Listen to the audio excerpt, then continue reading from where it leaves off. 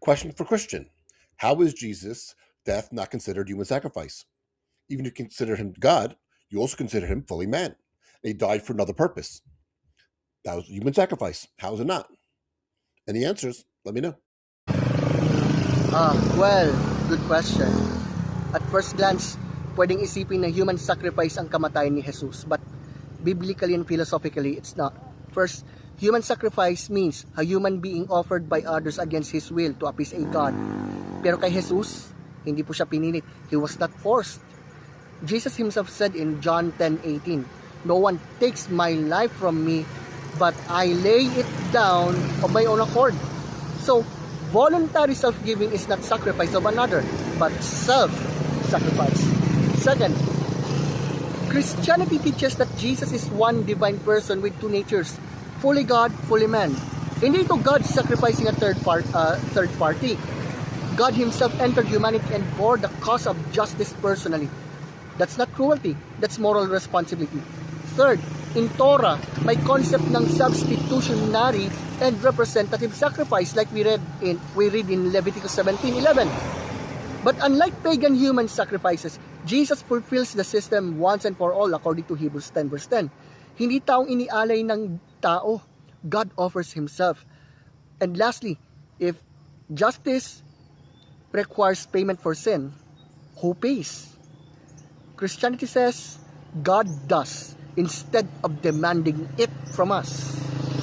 So in summary, the death of Jesus on the cross is not human sacrifice. It is divine self-sacrifice motivated by love. That's not barbaric, that's grace with justice. Well, good question. At first glance, pwedeng isipin na human sacrifice ang kamatayan ni Jesus, but biblically and philosophically, it's not. First, human sacrifice means a human being offered by others against his will to appease a God. Pero kay Jesus, hindi po siya pinilit. He was not forced. Jesus himself said in John 10:18, "No one takes my life from me, but I lay it down of my own accord."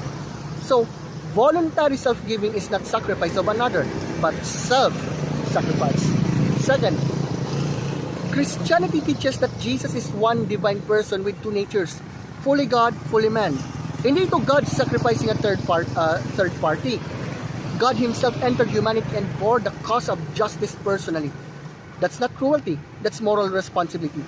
Third, in Torah, may concept ng substitutionary and representative sacrifice like we read in Leviticus 17:11.